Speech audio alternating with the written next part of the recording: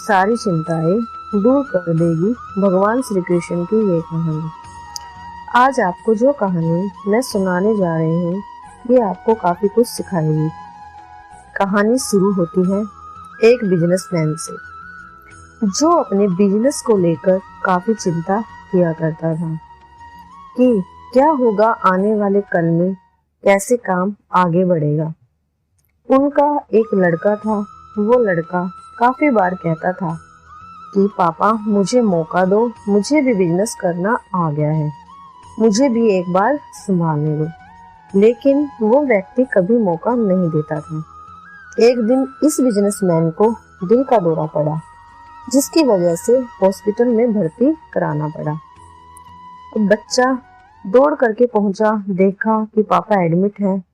Doctors ने कहा कि अब थोड़ा पहले से ठीक है, धीरे धीरे रिकवर होंगे। इस लड़के ने अपने दोस्त को कॉल किया कि भाई आजा, मेरे पापा एडमिट हैं। और वो दोस्त आ गया। उससे पूछा क्या हो गया पापा को, सारी बात। उसके बाद ये जो बिजनेसमैन का लड़का था उसने बोला चल बाहर चल के आते हैं, बहुत देर हो गई है इधर अस्पताल में। बाहर निकले तो एक आइसक्रीम वाला दिखाई दिया। बिजनेसमैन के लड़के ने कहा कि भाई आज आइसक्रीम खाते हैं। वो लड़का चौंक गया जो दोस्त था कि यार क्या पागलपन है, पता नहीं क्या चल रहा है, पापा अंदर भर्ती है और ये बाहर आइसक्रीम खरीद के खा रहा है। उसके बाद खाने लगे तो वो जो दोस्त था उससे रहा नहीं गया। उसने पूछ लिया इस लड़के से कि भाई समझ नहीं आ रहा है तुम्हारे बिजनेस का क्या होगा आने वाले कल में, तेरे पापा एडमिट हो गए हैं, उनकी तबीयत ठीक नहीं है, दिल का दौरा पड़ा है, हार्ट अटैक हुआ है, तो ये आइसक्रीम खा रहा है, मुझे समझ ही नहीं आ रहा है। उसने जो बात कही वह ध्यान से सुनना। मुझे मालूम है तुम ये सोच रहे हो कि मेरे पापा एडमिट है और आइसक्रीम चल रही है।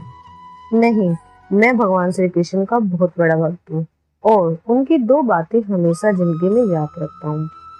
पहली बात, जो सबको मालूम है कि काम करना है, कल की चिंता नहीं करनी है, तो जो होगा देखा जाएगा।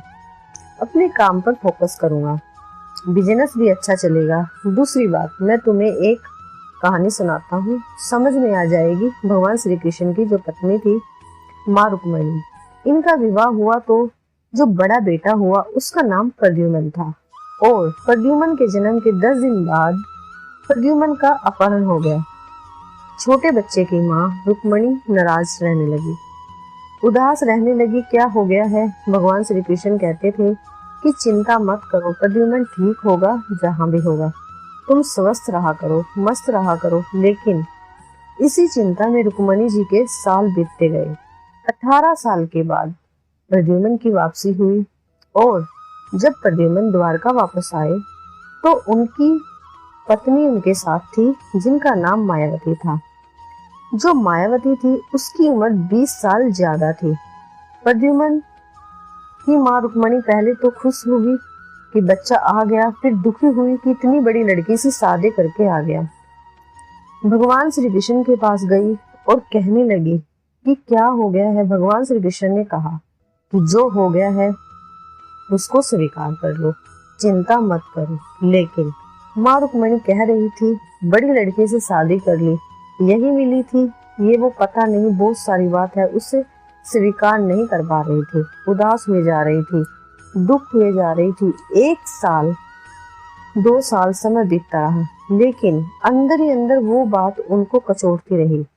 8 साल के बाद रुक्मिणी जी ने स्वीकार कर लिया कि प्रद्युम्न ने जो शादी करी वह ठीक है, ज्यादा चिंता करने की जरूरत नहीं है। उस शादी को उन्होंने स्वीकार कर लिया। एक तरीके से अपनी जिंदगी के 26 साल उन्होंने उदासी में बिता दिए।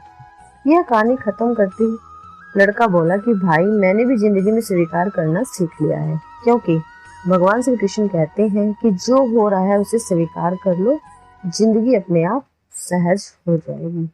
जय जय श्री राधे।